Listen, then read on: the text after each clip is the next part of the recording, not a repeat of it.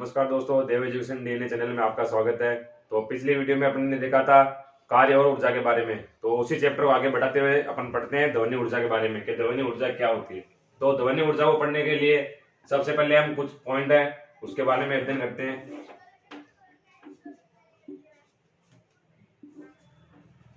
जैसे आपने देखा हुआ तरंग वेव, यहां से कोई तरंग जा रही है, मान लो कोई तरंग है। तो इसमें अपन चार चीज पढ़ेंगे। क्या क्या? आवर्ती, आवर्तकाल,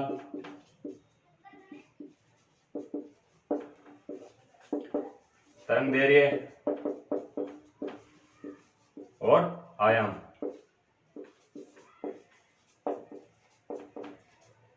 इन चार चीजों के बारे में हमें पता होना चाहिए क्या है। तो आवर्ती क्या होती है दोस्तों कि 1 मिनट या 1 सेकंड में जब ये तरंग जितने सर्कल पूरे करती है, 1 सेकंड में, मान लीजिए 1 सेकंड में यहां से यहां आई, तो 1 सर्कल पूरा हो गया यहां तक, यहां से यहां तक 1 सर्कल पूरा हो गया। तो 1 सेकंड में जितने सर्कल पूरे किए इसने, तो क्या हो गई आवर्ती। आवर्ती किससे डिनोट करते हैं? एफ से। अपन इसका मात्रक देखेंगे, किसमें मापते हैं?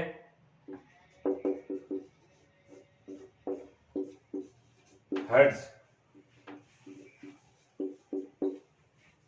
आवर्ती का मात्रक हर्ट्ज। इसी के विपरीत आवर्तकाल टी।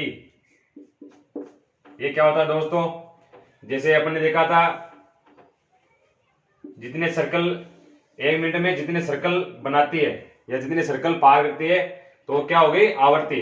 उसी के विपरीत मतलब ये सर्कल यानी जो वेव है, इसने एक वेव कंप्लीट की कितने सेकंड में, वो क्या हो गया इसका आवर्तकाल। मतलब सर्कल पूरा करने में जितना टाइम लगाती है वो उसका क्या हो जाएगा? आवर्तकाल हो जाएगा। आवर्तकाल क्या होता है? आवर्ती का अपोजिट होता है। इसलिए आवर्ती का हमारे पास मात्रक क्या आएगा? इसको अपन क्या लिख सकते हैं? 1/t। तो इसका सेकंड क्या आ गया? Second inverse. और इसी का सिर्फ सेकंड। तो ये हो गया, दोनों अपोजिट होते हैं दोस्तों। अब देखते हैं तरंग दैर्ध्य। तरंग दैर्ध्य क्या होता है? तो जहां इसका शीर्ष बिंदु होता है और जहां या डेप्थ मतलब गहराई, निम्नतम बिंदु, इसको बोलते हैं स्रग। और इसको क्या बोलते हैं दोस्तों? गर्त। तो दो क्रमागत स्रंग या फिर गर्त, इन दोनों के बीच की डिस्टेंस होती है ये क्या कहलाती है? तरंग दैर्ध्य, जिसको लैम्डा से डिनोट किया जाता है। लैम्डा तरंग दैर्ध्य। यहां से यहां तक भी क्या होगी? लैम्डा हो गई। क्या है हमारे पास? तरंग दैर्ध्य। और दोस्तों आयाम क्या हो गया लास्ट में हमारे पास? जो तरंग ने अधिकतम ऊंचाई प्राप्त की है, यहां से अधिकतम जो मान होता है, ये देखो यहां तक जो मान है, जो भी उच्चतम मान होगा यहां से और नीचे तक, तो क्या हो गया ये? इसका आयाम। ये आयाम कहलाएगा। आयाम को किससे डिनोट करेंगे? ए से। तो ये हो गया सामान्य बातें जो आपको ध्वनि ऊर्जा को पढ़ने के लिए काम में आएगी। इससे आगे अपन शुरू करते हैं ध्वनि ऊर्जा क्या होती है।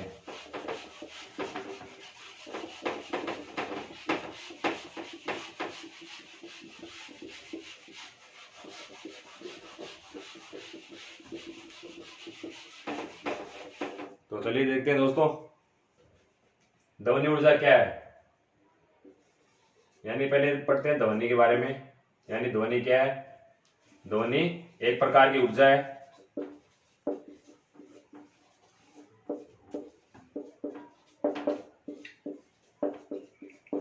जिसका तरंगों के माध्यम से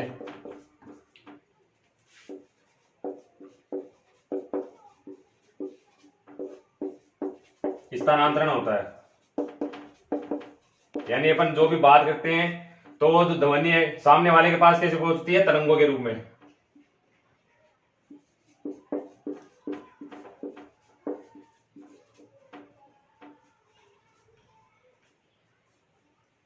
तो ये परिभाषा हो गई हमारे पास।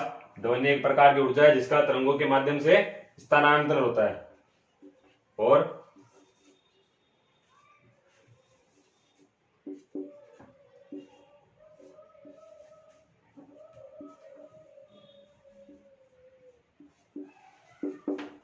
ध्वनि ऊर्जा को गमन करने के लिए या गमन के लिए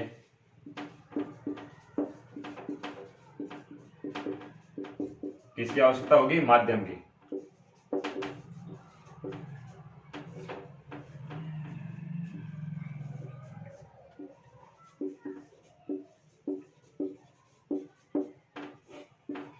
यानी जब माध्यम होगा, कोई ना कोई माध्यम होगा, तभी जो आवाज है अपनी सामने वाले को सुनाई पड़ेगी।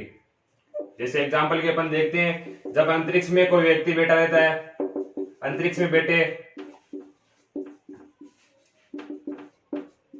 अंतरिक्ष यात्री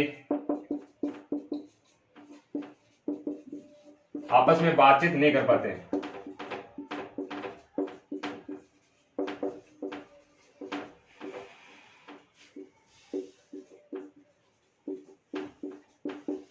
क्या वजह है दोस्तों इसकी? क्योंकि वहां कोई माध्यम उपलब्ध नहीं रहता, क्योंकि वहां निर्वात रहता है।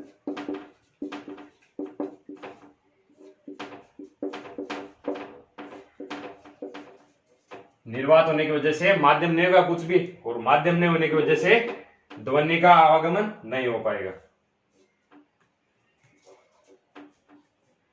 और दोस्तों जो ध्वनि अपन सुनते हैं,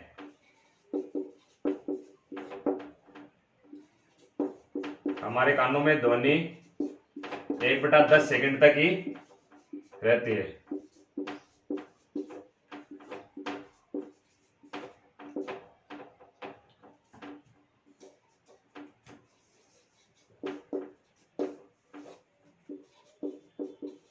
और जो ध्वनि है परावर्तन के कारण सुनाई देती है।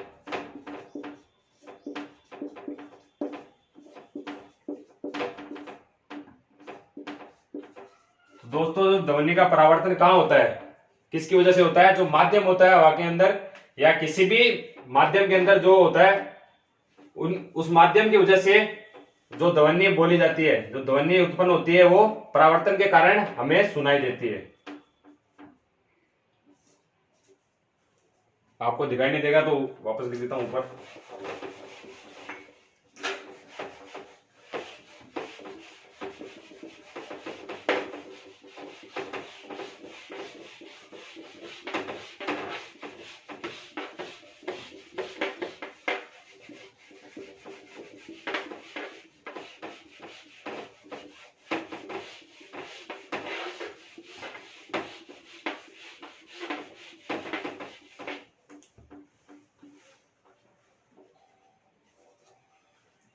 तो दोस्तों ध्वनि का वेग अलग अलग माध्यमों में अलग अलग होता है। तो इस पे बात करेंगे, किस माध्यम में कितनी होती है और कहाँ अलग।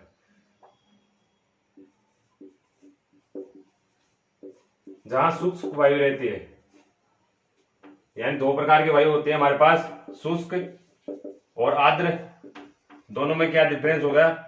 जहां जब आर्द्र वायु होगी या शुष्क वायु होगी तो ध्वनि की चाल क्या होगी, और आर्द्र होगी तो क्या होगी, दोनों पे अपन बात करेंगे। तो सबसे पहले अपन देखते हैं शुष्क वायु के बारे में। 332 मीटर प्रति सेकेंड। इससे आगे पारे की अपन बात करें तो क्या होगी? 1450 मीटर प्रति सेकेंड। जल में क्या होगी दोस्तों? 1493 मीटर प्रति सेकेंड। और जो लास्ट में अपने पास लोहा, इस्पात, इसमें अधिकतम होती है। कितनी होती है? 5130 मीटर प्रति सेकेंड। तो अपन इसको लाइन में लिख लेते हैं। लोहा या इस्पात में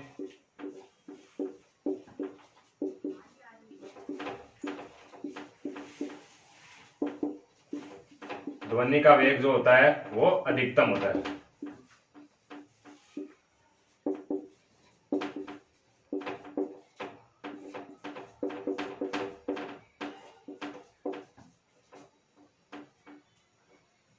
इसी के आगे देखते हैं, जो ध्वनि का गमन होता है वो ठोस में सबसे ज्यादा, फिर द्रव में, फिर सबसे कम गैस में।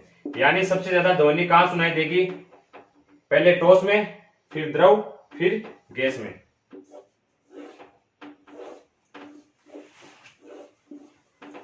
तो ये हो गया हमारे पास ध्वनि का गमन कि किस में कहां ज्यादा होती है, कहां कम होती है। इससे आगे अपन बात करेंगे।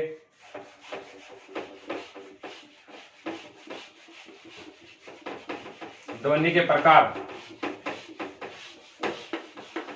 तो दोस्तों ध्वनि के 3 प्रकार होते हैं, अवश्रव्य, श्रव्य और प्राश्रव्य।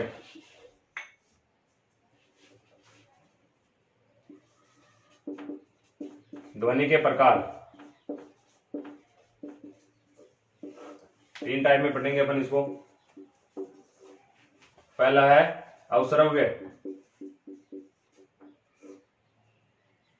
क्या बोलते हैं इसको? इंफ्रासोनिक।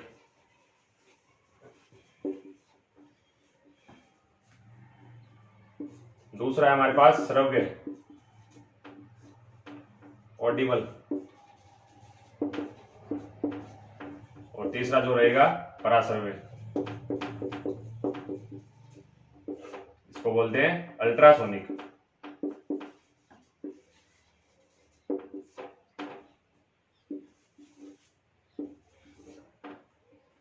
तो दोस्तों जो अवश्रव्य ध्वनि तरंगे होती है वो क्या होती है? मतलब जिसमें 20 हर्ट्ज आवृत्ति से कम जो तरंगे होती है वो सभी किसमें होगी? अवश्रव्य ध्वनि तरंगों के अंतर्गत। और जो ऑडिबल, जो श्रव्य तरंगे हैं, श्रव्य ध्वनि तरंगे, उसमें क्या होगी? 20 हर्ट्ज है, 20,000 हर्ट्ज। और जो प्राश्रव्य है उसमें 20,000 हर्ट्ज से अधिक।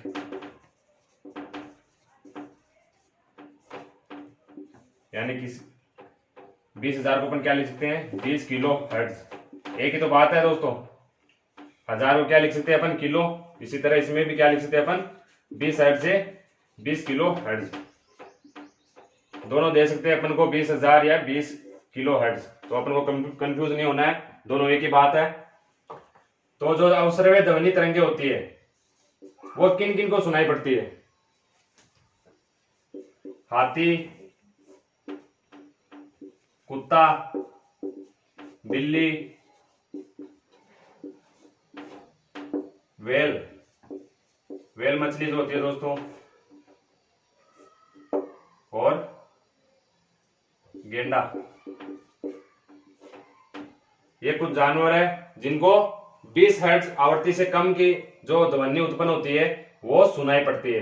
अपन नॉर्मल मनुष्यों को जो सुनाई पड़ती है वो कौन सी, किन में आती है? वो श्रव्य ध्वनि तरंगों में। तो श्रव्य ध्वनि तरंगों में क्या आएगा?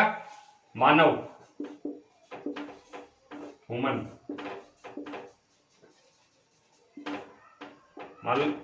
मतलब जो मनुष्य है उनको ही जो 20 हर्ट्ज से 20 किलो हर्ट्ज, 20,000 हर्ट्ज के बीच में जो ध्वनि या आवृत्ति, इसकी आवृत्ति उत्पन्न होती है वो सुनाई पड़ती है।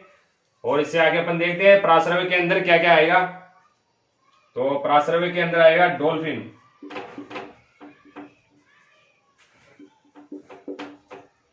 हुआ या चमगादड़।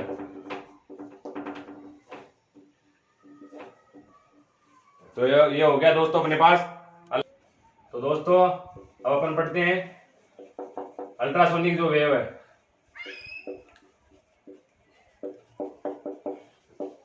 अल्ट्रासोनिक वेव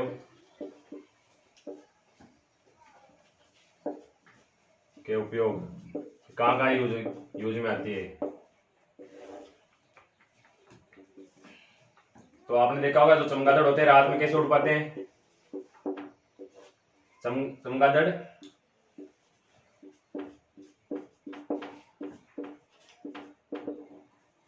रात में उड़ने या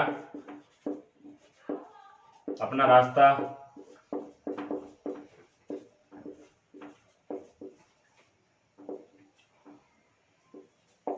देखने के लिए किसका यूज होता है, अल्ट्रासोनिक वेव्स का।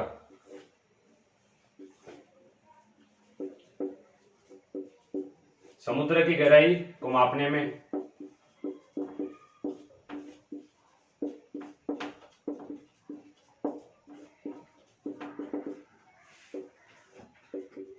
चिकित्सा में, मेडिकल लाइन में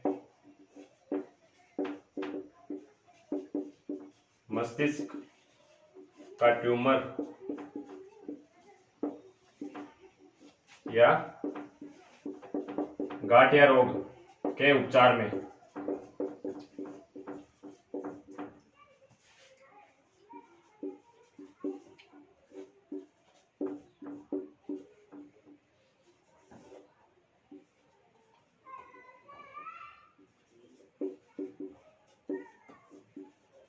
पुराने कपड़े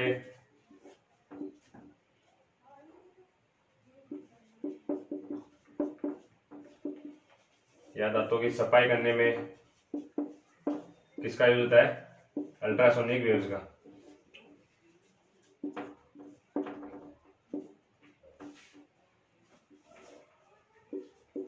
सोनार प्रणाली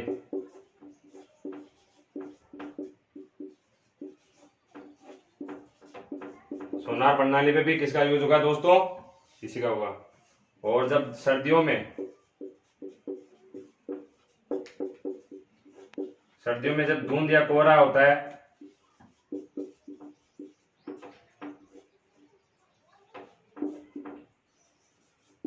उसको दूर कैसे किया जाता है, अल्ट्रासोनिक वेव्स के माध्यम से।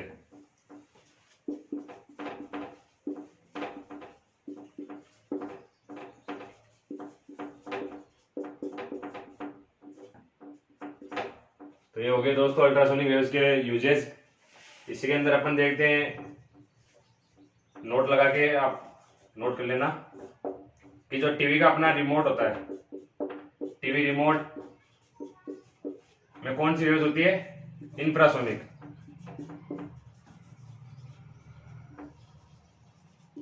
इंफ्रासोनिक वेव्स होती है टीवी के रिमोट में। और सोनार प्रणाली की अपन बात करें क्या होती है, इसकी फुल फॉर्म पूछी जाती है, सोनार।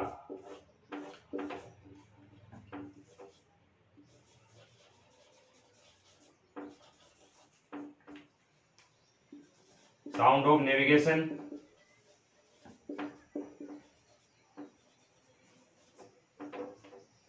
And ranging. तो दोस्तों ये हो गई सोनार की फुल फॉर्म। और जो टीवी का रिमोट होता है उसके अंदर कौन सी वेव्स उत्पन्न होती है, इंफ्रासोनिक वेव्स।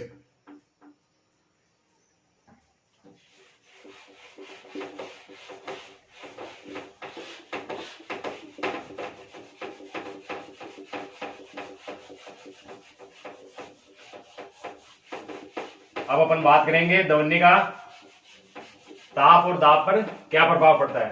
ताप और दाब के कारण क्या प्रभाव पड़ता है ध्वनि के ऊपर, ध्वनि की चाल पे।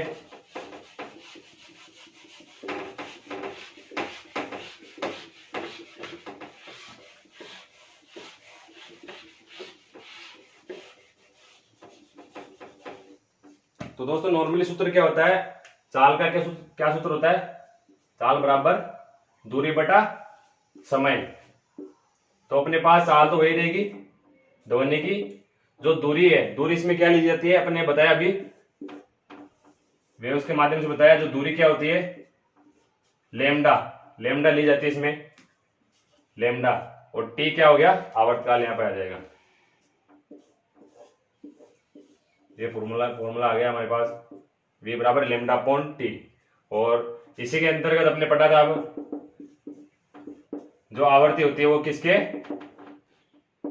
बराबर होती है, 1/t के। इसी के आधार पर जो नया फॉर्मूला हमारे पास आएगा अपन इसको ये भी लिख सकते हैं, v बराबर लैम्डा f भी लिख सकते हैं। तो दोनों फॉर्मूले बहुत इंपॉर्टेंट है, तो ध्यान रखना आप।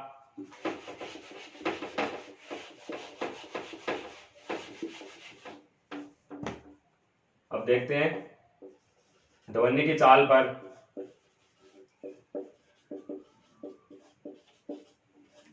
ताप व दाब का प्रभाव।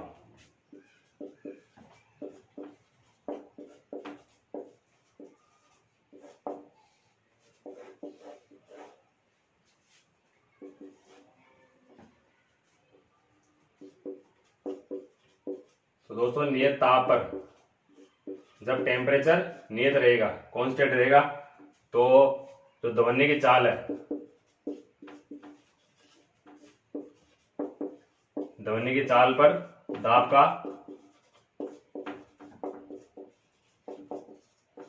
कोई प्रभाव नहीं पड़ेगा, अपरिवर्तित रहेगा।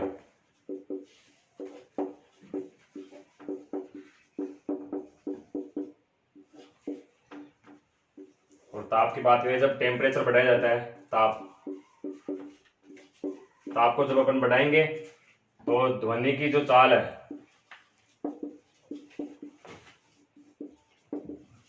ध्वनि की चाल भी क्या होगी, बढ़ जाएगी। कितनी बढ़ेगी ये देखते हैं। जब 1 डिग्री ताप बढ़ाया जाता है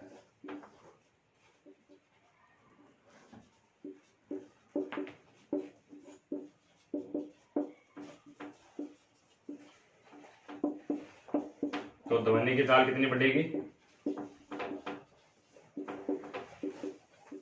0.61 मीटर प्रति सेकंड बढ़ जाएगी।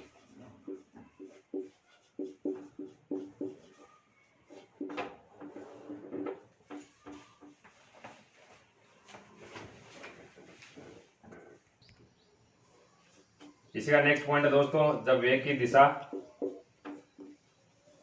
यानी वेग की दिशा में ध्वनि की चाल बढ़ जाती है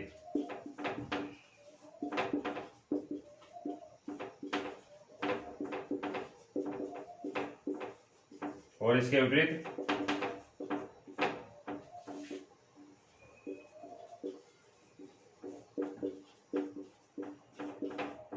विपरीत दिशा में घट जाएगी।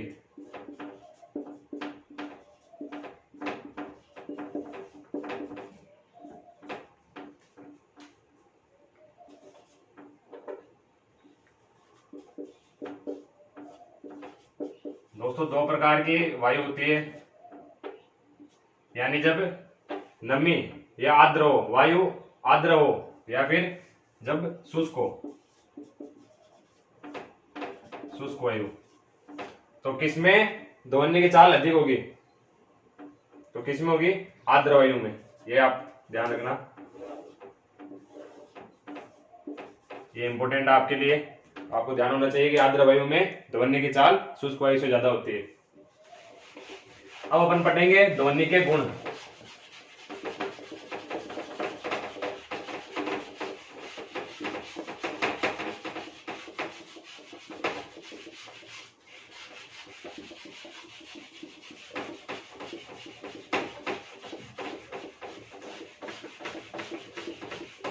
ध्वनि के गुणों की चर्चा करते हैं।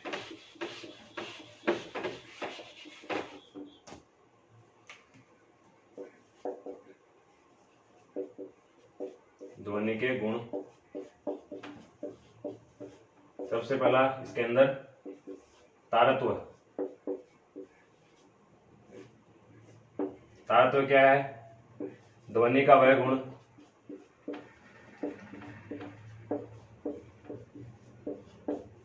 जिसके कारण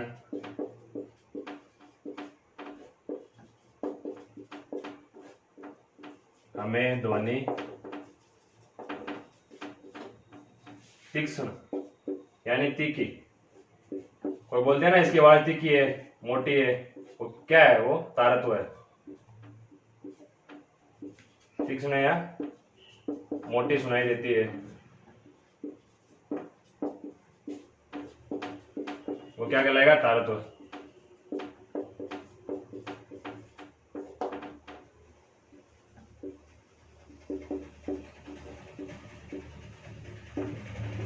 तो दोस्तों जो तारत्व होता है वो किस पर निर्भर करता है? आवृत्ति पर।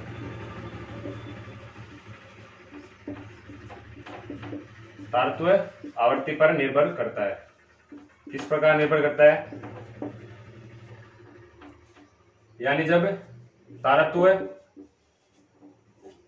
उच्च होता है, अधिक होता है, तो जो आवृत्ति होगी वो भी क्या होगी? अधिक। इसकी वजह से जो इससे निकलने वाली जो ध्वनि होगी उसकी आवाज कैसी होगी मेरे पास? तीक्ष्ण, तीखी।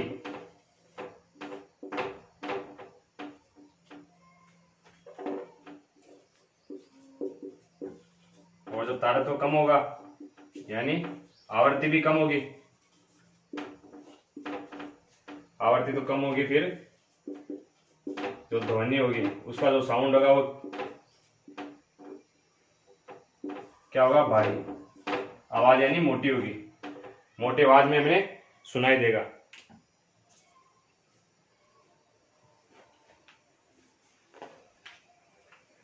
तो जब देखते हैं जब तारत्व उच्च होता है तो ध्वनि तो आवृत्ति उच्च होगी, तो तीखी आवाज के इसके एग्जाम्पल क्या हो जाएगा? जैसे लड़कियों की जो आवाज होती है, लड़कियों की आवाज, मच्छर की भिनभिनाहट,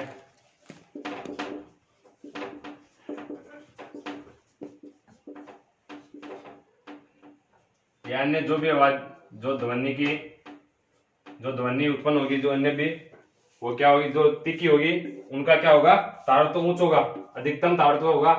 और इसी के विपरीत जब तारत्व निम्न होता है उसके लिए एग्जाम्पल क्या होगा? लड़कों की जो आवाज होती है भारी होती है,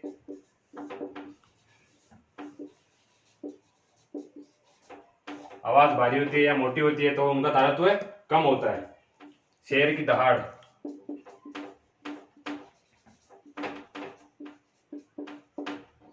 शेर की दहाड़ भी क्या होती है? भारी होती है, उसकी आवाज भारी होती है, तो तारत्व उसका क्या हो जाएगा? कम हो जाएगा। तो ये हो गया तारत्व के बारे में। इसका नेक्स्ट पॉइंट है ध्वनि के गुण के अंतर, ध्वनि की तीव्रता या प्रबलता।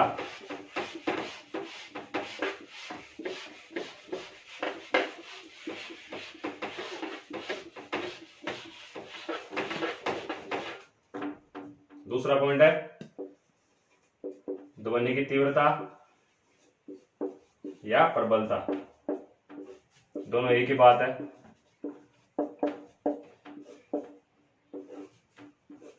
क्या होती है? ध्वनि का वह गुण जिसके कारण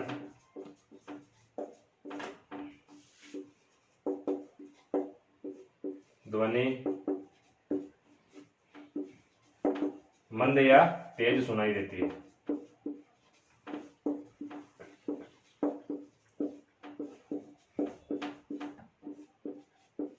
यानी जब आवाज कम या ज्यादा होती है तो वो किसका गुण है?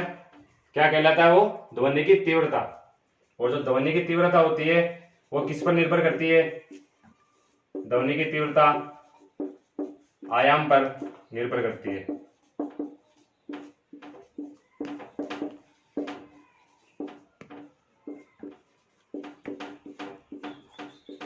यानी जब ध्वनि की तीव्रता बढ़ेगी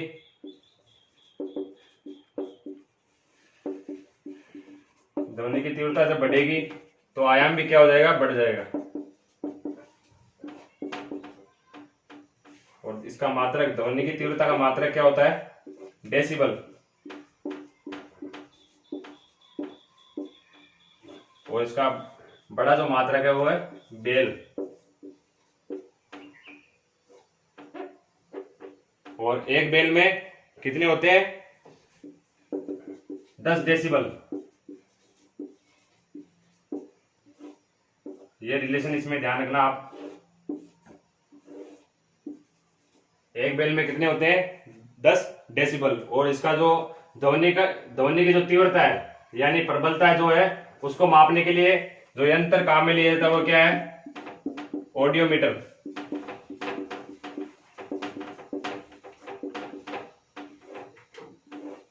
ये हो गया यंत्र।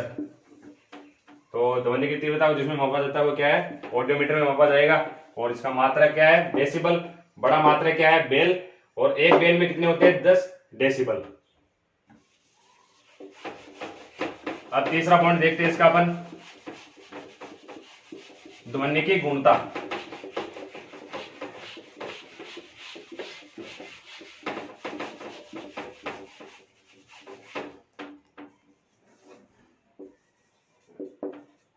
ध्वनि की गुणता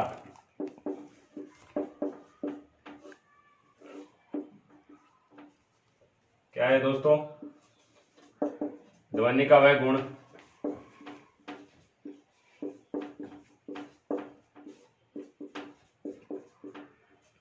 जिसमें कोई व्यक्ति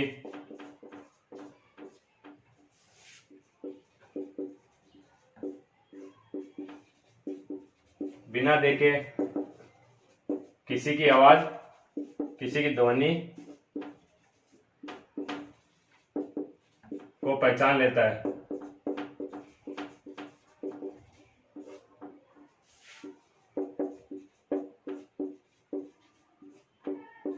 तो क्या होगा ध्वनि की गुणता। तो अपन ने देखा होगा जब अपन आंख बंद करके भी बता सकते हैं कि जो कोई बोल रहा है वो किसकी आवाज है। तो किसका गुण है ध्वनि की गुणता का। इसके आगे अपन देखते हैं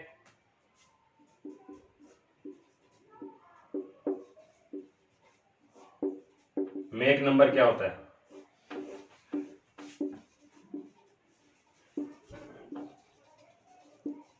मेक नंबर तो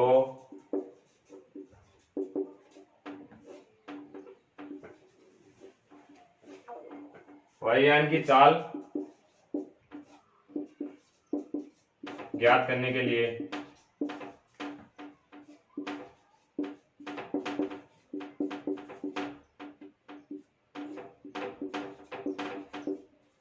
मेक नंबर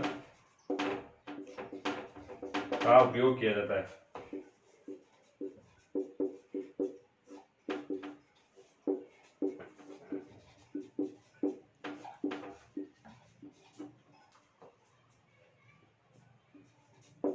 फॉर्मूला क्या होगा इसका दोस्तों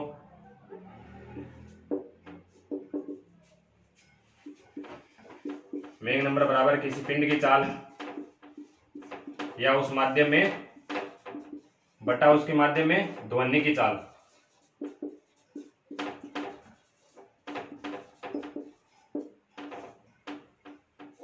ये हो गया फॉर्मूला मेक नंबर का। इसी के अंदर जब हम बात करें जब मेक नंबर की वैल्यू क्या हो 1 तो जो ध्वनि की चाल है वो किसके बराबर हो जाएगी पिंड की चाल के बराबर हो जाएगी।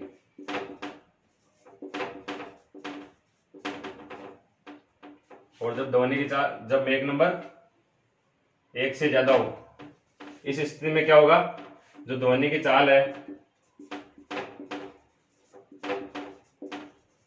वो कम हो जाएगी किससे पिंड की चाल से। और जब 5 से ज्यादा हो जब मेक नंबर क्या हो 5 से ज्यादा उस स्थिति में क्या होगा जो ध्वनि की चाल है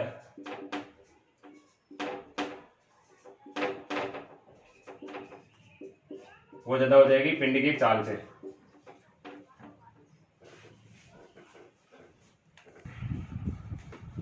दोस्तों नेक्स्ट अपन पढ़ेंगे प्रतिध्वनि इको साउंड क्या होता है। ये तो आपकी नॉर्मल लाइफ में भी होता है। जब खुले खेतों में आपने देखा होगा जब खुले खेतों में आवाज लगाते हैं तो जो ध्वनि वापस आती है तो वो क्या है प्रतिध्वनि। उसी को क्या अपन बोलते हैं प्रतिध्वनि बोलते हैं।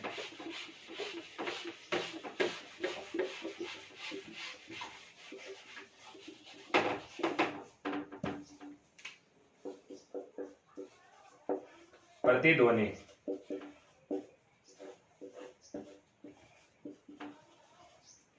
Echo sound. तो जब हम खुले खेतों में जब आवाज लगाते हैं तो आवाज परावर्तित होकर हमारे पास वापस आती है, तो क्या है, प्रतिध्वनि, उसी को बोलते हैं। तो प्रतिध्वनि को स्पष्ट रूप से सुनने के लिए जो व्यक्ति आवाज लगाता है उसके ओर परावर्तक सतह, यानी जहां से जिस एंड तक, जिस छोर से आवाज वापस लौट कर आती है, टकरा कर आती है, वहां परावर्तक सतह कहलाती है वो। तो उन दोनों के बीच वो न्यूनतम दूरी कितनी होनी चाहिए कि जब वो कि प्रतिध्वनि में स्पष्ट सुनाई दे सके। तो व्यक्ति और परावर्तक सतह के मध्य 17 मीटर की वह दूरी है जिसकी वजह से अपन को प्रतिध्वनि स्पष्ट रूप से सुनाई देगी। तो प्रतिध्वनि को स्पष्ट रूप से सुनने के लिए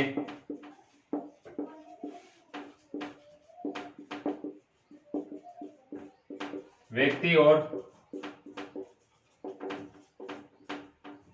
परावर्तक सतह के मध्य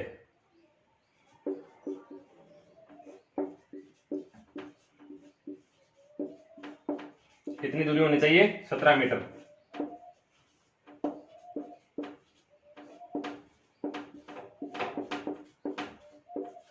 मीटर होनी आवश्यक है, तभी हमें प्रतिध्वनि सुनाई पड़ेगी। इसके आगे अपन देखते हैं अनुनाद क्या होता है।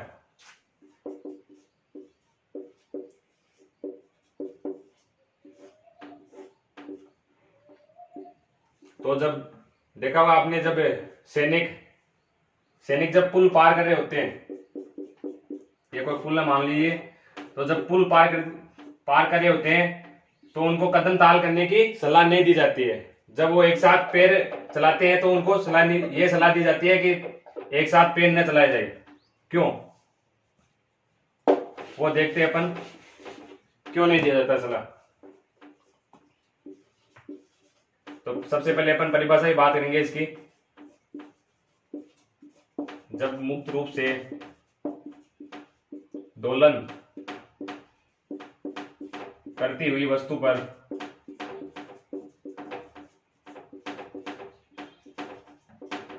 बाहरी बल लगाया जाता है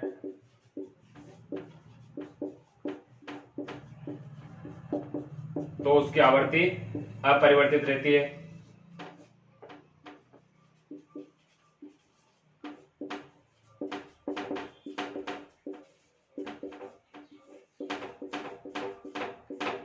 जबकि इसका जो आयाम है,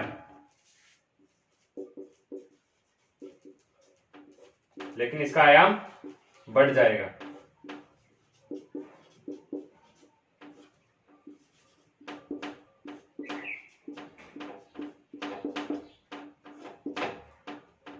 तो समझने के लिए अपन पेंडुलम की बात कर लें। जैसे पेंडुलम को जब दोलन कराया जाता है, इधर उधर जब ये दोलन करेगा, तो अगर इस पे अपन बाहर से फोर्स लगाया जाए, इसको खींच के दूर से छोड़ दिया जाए, तो ये और दूरी तय करेगा, यहां से यहां तक आ जाएगा। तो इसकी जो फ्रीक्वेंसी है, जो यानी जो आवृत्ति है, वो क्या रहेगी, आवृत्ति सेम रहेगी। लेकिन जो आयाम है, इसका जो मान है, तरंग का मान, वो क्या होगा, बढ़ जाएगा। इसी वजह से जो सैनिक होते हैं, सैनिकों को पुल पार करते समय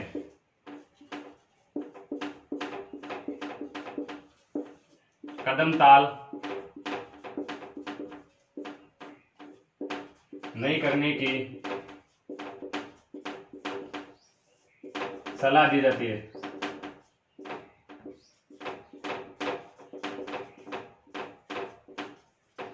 इसी के अंदर अपन दूसरा एग्जांपल देखते हैं।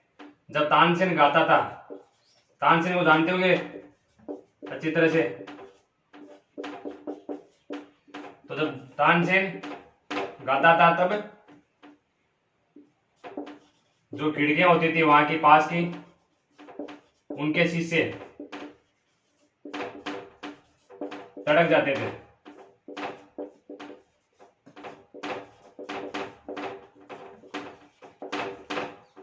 क्योंकि उस स्थिति में जो ध्वनि की जो आवृत्ति होगी उसका मान क्या रहेगा, वही रहेगा जो पहले था, लेकिन जो आयाम का मान है, आयाम का मान अचानक बढ़ने की वजह से क्या होगा, ये सब कुछ होगा, जो खिड़कियों के जो शीशे हैं वो तड़क जाते हैं। इसी के साथ दोस्तों अपनी क्लास ये खत्म होती है। उम्मीद है आपको क्लास मेरी क्लास पसंद आएगी, तो वीडियो को ज्यादा से ज्यादा लाइक कीजिए, कमेंट कीजिए और शेयर कीजिए। धन्यवाद।